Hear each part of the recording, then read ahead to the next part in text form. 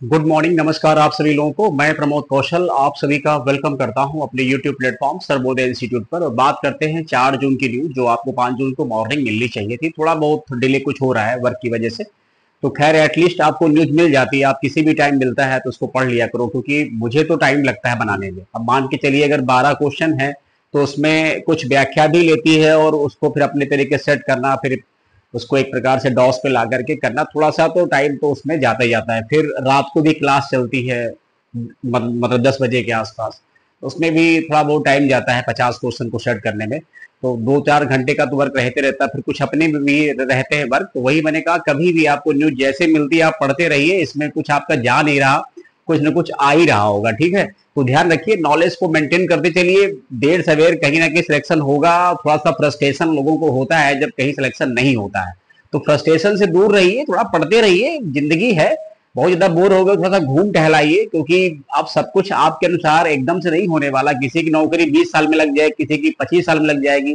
किसी की 30 साल में भी नहीं लग रही, क्या करे कोई है।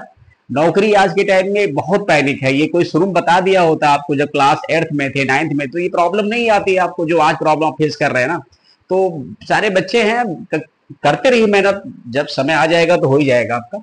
क्वेश्चन है, हाल ही में ग्लेशियर के संरक्षण पर अंतरराष्ट्रीय सम्मेलन 2025 कहाँ आयोजित किया गया। ऐसे जो ग्लेशियर वाले कॉन्फ्रेंसेस होते हैं, ये जाहिर सी बात है उनका पिघलना, या एकाएक देखा होगा कि अभी जैसे अर्जेंटीना में हो गया, तो इस प्रकार की जो एक्टिविटी हो रही, जैसे याला ग्लेशियर नेपाल का विलुप्त ही हो गया, तो ऐसी बहुत सारी है चीजें। कहां पर हुई? कजाकिस्तान। ध्यान रखेंगे, ये कजाकिस्तान, तजाकिस्तान, उज्बेकिस्तान, ठीक है। आंसर तो ये वाला है।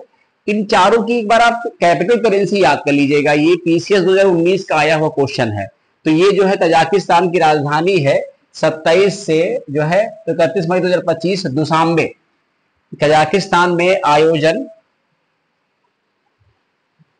तजाकिस्तान होगा यहाँ, सही कर लीजिए, तजाकिस्तान में आयोजन किया गया। इसमें भारत की ओर से केंद्रीय पर्यटन मंत्री राज्य मंत्री कीर्तिवर्धन सिंह राठौर, कीर्तिवर्धन सिंह शामिल हुए, गोंडा के हैं। तो मतलब कहने का ये है कि कुछ इस प्रकार के भी अंतरराष्ट्रीय सम्मेलन होते हैं जहां पूछा जाता है कि ये सम्मेलन कहां पर हुआ। क्योंकि साउंड एक जैसा है तो थोड़ा सुनने में भी, और ध्यान नहीं देंगे तो जल्दी लिख नहीं पाएंगे ना। Kazakhstan, Tajikistan, Uzbekistan, Turkmenistan, Dushanbe. चलिए इसके बाद देखिए अगला क्वेश्चन क्या है। लाते तो क्वेश्चन का जो कलेक्शन वो तो खैर बेहतर ही होता है। अब इसमें क्या लिखा है पॉइंट हमारा, कह रहे कि हाल ही में ध्रुव पहल किसने शुरू की। तो आप ध्रुव पहल का फुल फॉर्म जानो, ध्रुव पहल किसे संबंधित है, क्या है इसका।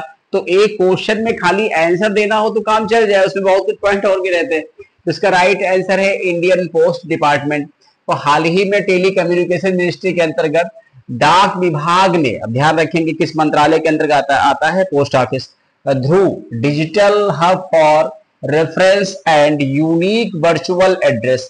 इसका उद्देश्य पूरे देश में एक सिस्टमैटिक डिजिटल एड्रेस प्रणाली को विकसित करना है। ये किसी भी एड्रेस का डिजिटल फॉर्मेट होता है जिसमें डिजिटल आईडी दी जाती है। इस आईडी को किसी के साथ शेयर करने से हम उसे पूरा एड्रेस दे सकेंगे ना, ठीक है। चलिए, जैसे कुछ आधार एक अलग हो गया, ये थोड़ा सा उससे डिफरेंट काम करेगा। इसके बाद ये भी क्वेश्चन मोस्ट इंपॉर्टेंट है ना। देखिए, जैसे अभी हो सकता है आपका लेटेस्ट में अपडेट ना हुआ हो, मोस्ट इंपॉर्टेंट है। हाल ही में 80वें संयुक्त राष्ट्र महासभा सत्र का अध्यक्ष किसे चुना गया है ना, ये क्वेश्चन है। तो इसका आंसर क्या होगा? अन्ना लेना बैरबॉक, अन्ना लेना बैरबॉक। बाकी और भी नाम है, खुनियंग, पटामा, सिरले, बॉक्सवे, क्रिस्टे, कोवेंट्री, ये अलग अलग लोगों के अध्यक्ष पद हैं। लेकिन ये बनी, ये जर्मनी की पूर्व विदेश मंत्री है एना लेना बैरबॉक, को संयुक्त राष्ट्र महासभा, जिसको आप लोग कहते हो यूएनजीए, ये यूएनओ का ही एक अंग है। यूएनओ का ही एक अंग है। यूएनओ के 6 पार्ट होते हैं, ठीक है, उसी में का एक अंग है, का अध्यक्ष। अब ये 80वां सत्र शुरू होगा ना, 80 वाला सत्र। और इसकी शुरुआत कब से होती है? हमेशा एक दो आगे पीछे हो सकता है, 1 सितंबर से लेकर के ये चलेगा आपका 31 जो है तो अगस्त तक ना। तो अभी तो जो इसके अध्यक्ष हैं वो कैमरून के फिलिमॉन यांग ही रहेंगे, क्योंकि अभी तो अगस्त सितंबर तो आया नहीं है ना। लेकिन जैसे ही ये सत्र शुरू हो जाएगा, अभी देखा होगा सितंबर के लास्ट में यूएनजीए की बैठक होती है। यूएनजीए की बैठक क्या है? लास्ट वीक ऑफ सितंबर मंथ। तो सितंबर मंथ में जब होगी तो जो नई अध्यक्षता करेंगी वो यही अन्नालेना जो है बैरबॉक ही करेंगी ना। इस पद पर आने वाली 5वीं महिला है और सबसे युवा अध्यक्ष भी है। इन्होंने फिलेमोन यांग का स्थान लिया जो कैमरून के, ठीक है, कैमरून के पीएम भी रहे ना। तो अब यहां पर ये ध्यान रखेंगे 5 महिला, 5वीं महिला तो ये हो गई, सिर्फ 4 महिला है। एक महिला भारत की हो गई, ठीक है, जवाहरलाल नेहरू की बहन, क्या नाम है उनका, ठीक है। तो मतलब कहने का एक तो विजयलक्ष्मी हो गई, ठीक है। अब आपको बताना है कि बाकी 3 महिलाएं किस देश की है ना, ये ध्यान रखना है। ये कमेंट करेंगे, जब पढ़ेंगे तो ढूंढने से मिलेगा। तो ऐसा जब हम कुछ आपसे पूछते हैं तो उसमें आंसर देने वाले बहुत कम लोग हैं। इसका मतलब कोई भी सीरियस कभी आज तक पढ़ा ही नहीं है। सबके पास कुछ ना कुछ है, ड्रामेबाजी कह सकते हैं कि आप इधर व्यस्त है, आप उधर व्यस्त। अरे व्यस्त है तो फिर तैयारी क्यों कर रहे हैं आप? अरे तैयारी कर रहे हो तो ढंग से करिए, पढ़िए, मेहनत करिए, रिजल्ट दीजिए। आप सब कुछ भूल जाइए। दुनियादारी में पढ़ेंगे तो खत्म हो जाएंगे, बर्बाद हो जाएंगे। दुनियादारी मतलब सिलेक्शन ना होना, ये बिल्कुल स्पष्ट क्लियर है। चाहे आपको जो भी लग रहा हो, आप कहीं पढ़िए मत पढ़िए, कोई फर्क नहीं पड़ता इस बात से। लेकिन जो चीज बेबाक मैंने हमेशा बोली है वो मैं हमेशा वही बोलूंगा। इससे कोई फर्क हम पर नहीं पड़ता। 10 भी देख रहे हैं, 20 भी देख रहे हैं, नहीं देख रहे तो कोई फर्क नहीं पड़ता। हम अपने, जो मेरा एक स्वभाव रहा है सही बात के लिए, वो सही बात। आप यहां वहां फंसेंगे तो सिलेक्शन बिल्कुल नहीं हो पाएगा आपका।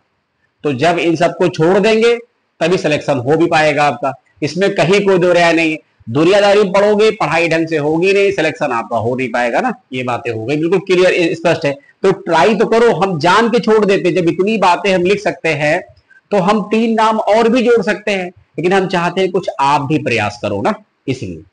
चलिए आइए देखिए इसके बाद अगला क्वेश्चन देखिए। ये भी क्वेश्चन मोस्ट इंपॉर्टेंट है ना।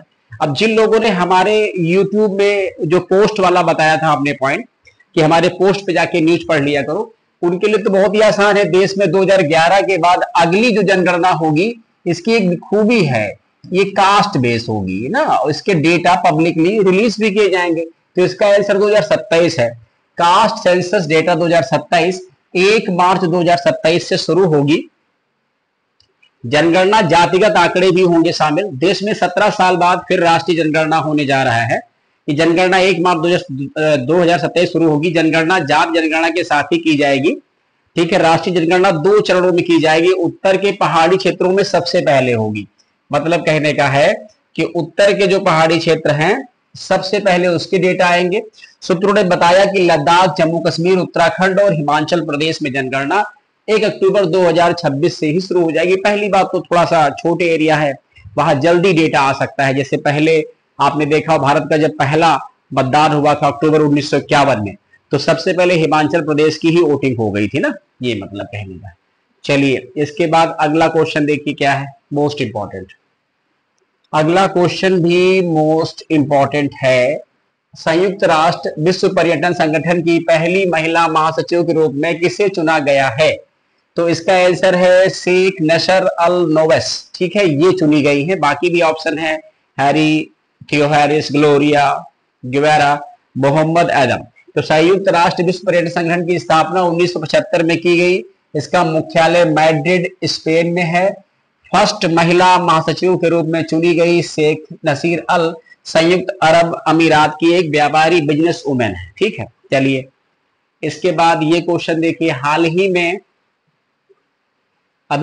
में किस देश ने रूस पर ऑपरेशन वेब स्पाइडर के तहत हमला किया है? और अभी तक ये यूक्रेन का सबसे भयानक हमला है, जहां पर उन्होंने कहा है कि मैंने रूस को काफी हद तक नुकसान पहुंचाया है। और इसमें अमेरिका जैसे मुल्क सपोर्ट भी कर रहे हैं, यूरोपियन यूनियन जैसे जो देश है वो सपोर्ट कर रहे हैं। तो ऐसा यूक्रेन ने किया है। अब उसमें कई लोगों ने आशंका व्यक्त की, हो सकता है रूस के राष्ट्रपति व्लादिमीर पुतिन कहीं ऐसा ना हो कि एटम पावर का इस्तेमाल कर दे, एटॉमिक बम वगैरह फेंक दे। देखिए क्या होता है, हालात कुछ भी हो सकते हैं ना।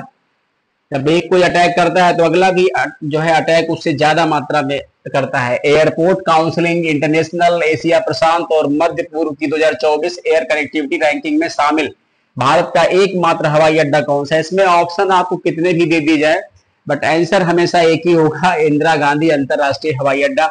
ये वीर सावरकर अंतरराष्ट्रीय हवाई अड्डा कहां पड़ता है, इस पर कमेंट कर दीजिएगा, ठीक है। चलिए इसके बाद अगला क्वेश्चन क्या है हमारा। अगला क्वेश्चन है, हाल ही में एशियाई डेवलपमेंट बैंक ने भारत के शहरी विकास को बढ़ावा देने के लिए कितने बिलियन डॉलर का ऋण देने की घोषणा की है? तो इसका आंसर है 10 बिलियन डॉलर ना। तो अभी देखा होगा कुछ समय पहले, जस्ट 1 वीक हुआ भी नहीं होगा अभी, तो एशियन डेवलपमेंट बैंक के अध्यक्ष भारत आए थे।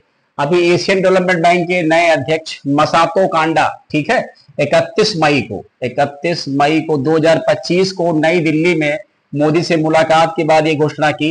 एशियन डेवलपमेंट बैंक की स्थापना ये है, हेडक्वार्टर मनीला फिलीपींस है, मेंबर कंट्री 69 है। मेंबर कंट्री अगर किसी का अपडेट ना हो तो आप लोग एक बार अपडेट कर लीजिएगा, हो सकता है आपने कभी पढ़ा हो किसी से या मेरे से, हो सकता है डेटा सही ना हो। तो इजराइल है लेटेस्ट में, और इसके हेड जो है मसातो कांडा है, और ये जापान के। जब भी इसका हेड होगा ध्यान रखिए हमेशा, वो हमेशा जापानी ही होगा, ठीक है। चलिए, इसमें मनमोहन सिंह की भी भूमिका है एडीबी के फाउंडेशन में, ध्यान रखना आप लोग, ठीक है।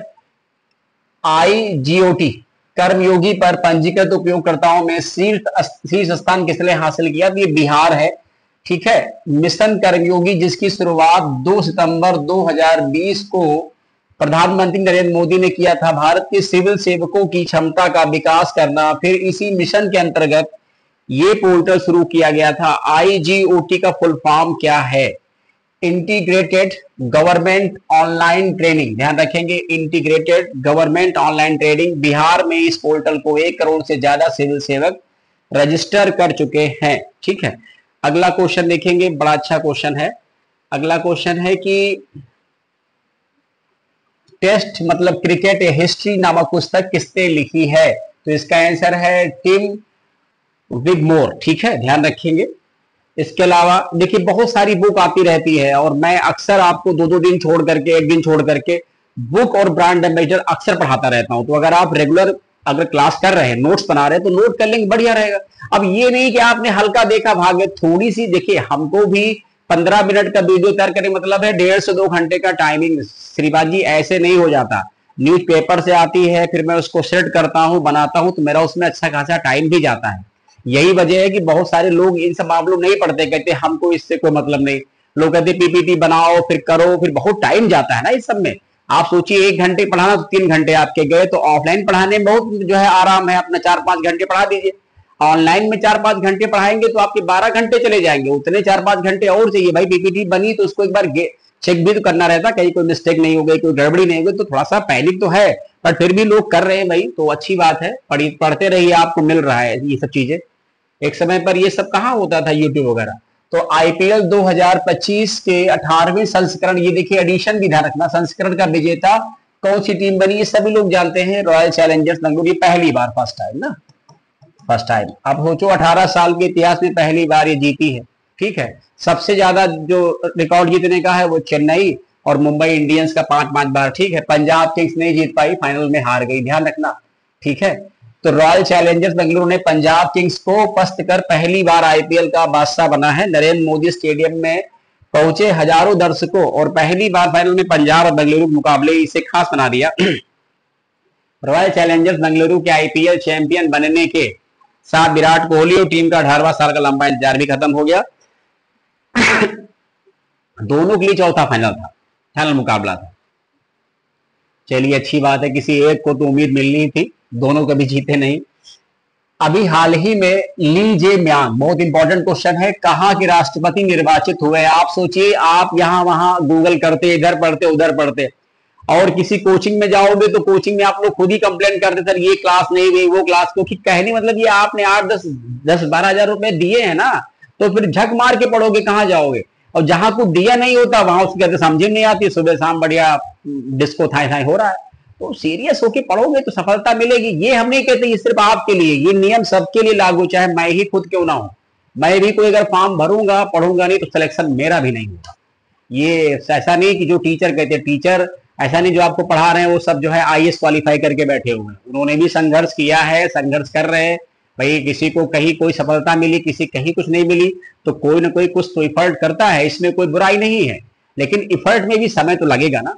तो ये चीज, इसका राइट आंसर क्या हो जाएगा? दक्षिण कोरिया हो जाएगा। दक्षिण कोरिया में विपक्षी उम्मीदवार ली जे म्यांग राष्ट्रपति निर्वाचित हो गए हैं। इस जीत में देश में कई महीनों से जारी राजनीतिक जो उथल पुथल थी थोड़ा विराम लग गया। वहां जो राष्ट्रपति थे बड़ा हंगामा हुआ, वहां मार्शल लॉ वगैरह लग गया। साउथ कोरिया कम से कम 3-4 महीने से डिस्टर्ब रहा होगा। अब जाके एक स्टेबल गवर्नमेंट बनी और वहां आपको राष्ट्रपति मिल गए। अब ये राष्ट्रपति क्या संबंध बनाएंगे अमेरिका से, क्या डिस्टर्बेंस होगी नॉर्थ कोरिया से, क्या रिश्ते होंगे रूस से, ये सब बड़ा पैनिक होता है। चलिए, तो ये हमें लगता है कि इतनी क्लास आपकी करंट अफेयर की, ये तकरीबन 12-13 क्वेश्चन होंगे, डिस्कस मैंने कर दिया, आप इसको पढ़ लीजिएगा, अपनी राय जो रखा करिए। मैं तो मेहनत करता ही करता हूँ, कुछ नहीं समझ में आएगा तो कोई बात नहीं, मल्टीपल ऑप्शन है इस दुनिया में, कुछ भी खत्म नहीं होता एक के खत्म होने से।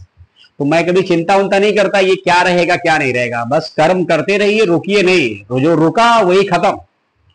हम हो चाहे आप, देर नहीं लगती सबके लिए। तो प्रयास करिए, पढ़ते रहिए, पढ़ेंगे जरूर आगे बढ़ेंगे और नॉलेज बेकार नहीं जाती। थैंक यू सो मच, आप सभी का धन्यवाद। पढ़ते रहिए, जुड़ते रहिए।